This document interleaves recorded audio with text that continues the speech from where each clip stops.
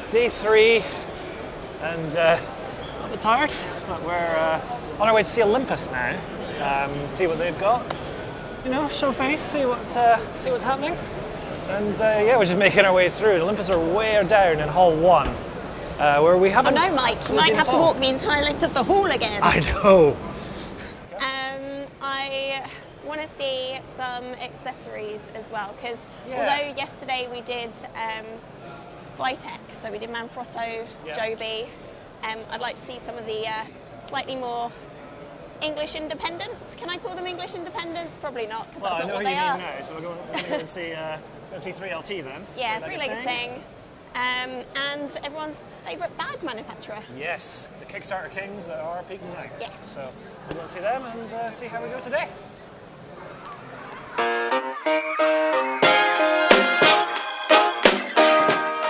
So I'm pretty excited for this. Olympus have got a big wall here where they've set up what they call their Perspective Playground. And they've got cameras handing out on this side. We're going to go and see if we can find someone we know, have a wander around, but I'm very intrigued as to what's going to be in here.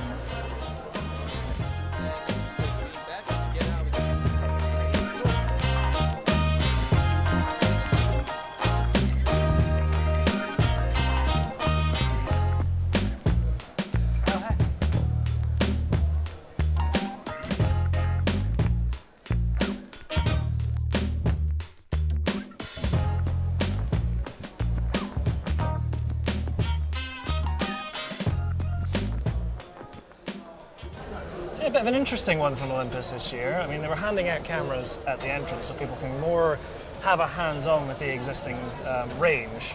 And there is a lot of interactive stuff here, so it's definitely making an impression on people. It's such a big space. It's quite an interesting move they've made this year. Yeah, it's quite fun. I'm enjoying the swing. Yeah, I still haven't had my shot yet. I'm hoping to get a turn.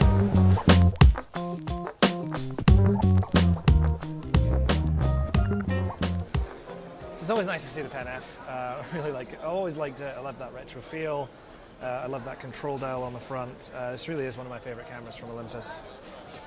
I'm never quite sure if I prefer the black version or the silver version, but it is just a really nice looking camera.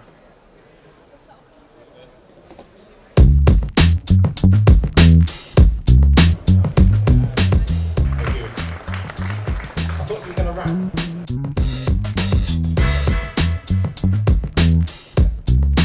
So I'm back on the DJI stand where I seem to be migrating to every day, but we have just watched Philip Bloom's chat on the Mavic 2 Pro, which was great. I absolutely love watching your footage. But what else have you been up to? Well, I've had a chance, today's my first chance to actually look around and see some of these new cameras been announced, which is great because I'm doing talks every day for DJI and for Sony, so that takes up a fair bit of my time. But it's good to, this show's massive, it's the biggest show I've been to. It's fun to have a look around.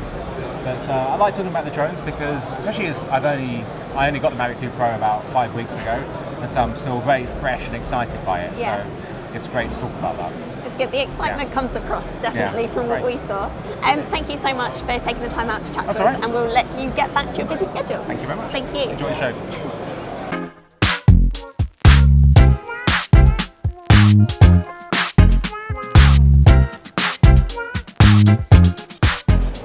Here on the Sigma stand, and I'm here with Ed, who is going to walk me through your new lenses.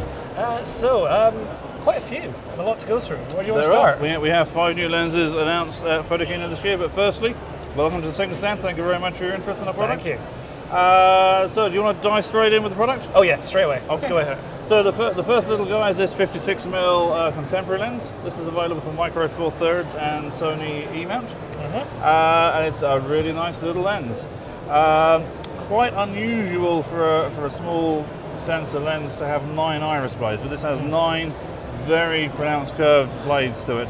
So very, very nice bokeh, even in that smaller format. Great for both photo and video. Absolutely, yeah. Especially for video, the motor on this is like a floating lens element, so it's very, very quiet. Excellent. And this makes now a lineup of 3 lenses, all at 1.4. So we've got 3 1.4 lenses. Beautiful depth of field on those. Yeah. And we've got the new, 2 new art lenses. Yep. So we've got the 28mm, which I know a lot of people have been looking forward to get that. Absolutely. But I am more interested in the 40mm. Okay. Because you were telling me earlier something interesting about the 40mm. The 40mm, I mean, we make so many unique products, we do so many things differently, and we're now doing something differently within our own art series lens, which we haven't previously done. So you may be aware of our Cine Lenses, which are obviously optimized for cine cameras or video cameras. These started out as our art series prime lenses, modified, or that's probably the wrong word, but optimized for video work. So we were leveraging our vertically integrated production to make the art series lenses to make a video lens of extremely high quality at a very reasonable price. The 40mm is the first time we actually set out to design a Cine lens from the start and then made it into an art series lens. It was always the intention to make it an art series lens, but it started the design as being optimized for video. So size and weight is something that is perhaps less important if you're carrying an Arri around with you. So it's a little bit bigger and heavier than perhaps you might expect a 40mm to be on a stills camera. But now we've added all the still things, autofocus, and everything else. Looks awesome. And of course, 2 new sports lenses as well. 2 new sports lenses. Nice fast zoom. So we got a new 70-200, obviously a big favourite amongst photographers. Yep. What sets this one apart? Okay, so a little bit like the 56mm that marries in with the 16 and the 30mm 1.4 on the DN side. This marries in with our 14 to 24mm 2.8 and our 24 to 70 2.8. So you've now got 3 lenses from ultra wide to telephoto, all at f2.8, all at a premium quality. Nice little trinity there. Nice little through the range. That's the word we've been using, in fact, trinity. This, and to a degree, the 6600 will come to, using our new magnesium alloy production facility that we've opened in Zoo just by our own factory. We've now made a very lightweight, very strong lens barrel. But it doesn't stop there. This is really in another league as the lens go. There are 10 low dispersion lens elements in here, which is unheard of, really. And not only that, we put 11 iris blades in. 11 curved iris blades. Circular soft bokeh. So you imagine going to a wedding as a wedding photographer or even as a sports photographer. Not only a really sharp lens, but also a very pleasing aesthetic when you come to see the pictures at the end. Excellent. And finally, the 6600. Just a little lens here. Yep. So this is absolutely fantastic. Very pleased to see this, and this really shows not just the new technology we have, but how we can leverage the technology we already have. So we have the magnesium alloy rear barrel, which gives it the back of the lens, which gives it the strength on the camera mount. And then to reduce the weight a little bit, we've got the thermally stable composite, which is a material we've had for a long time. That's what the 56mm is made of. So we've got a lens that goes from 60 to 600, the world's only 10 times lens that goes up to 600mm, and it weighs in at just 1.8 kilos. So it's only a little bit heavier than our 150-600 contemporary. So you can have a sports lens up to 600mm at 1.8 kilos. Range. So it's a really exciting range, and to bring 5 new photography lenses to the show is great. Well, thank you as always for your time. My pleasure. Thank you. Enjoy the rest of the show. You too.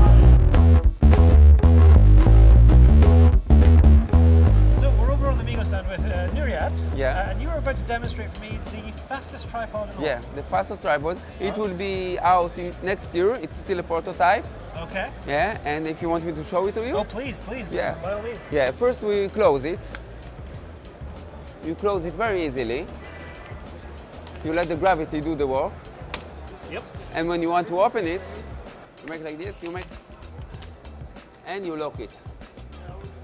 And when you want to lock also the height, you put the camera, you take a picture, then you close it, you close this, and then like a cup of coffee, you let it slide down. And what is special about it, it's a few stuff. There is a special mechanism, quick camera connection, you can see in this movie here. And the adjusted is very, very easily. It's adjusted.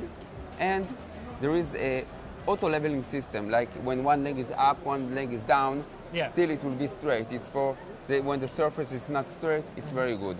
Perfect. Yeah.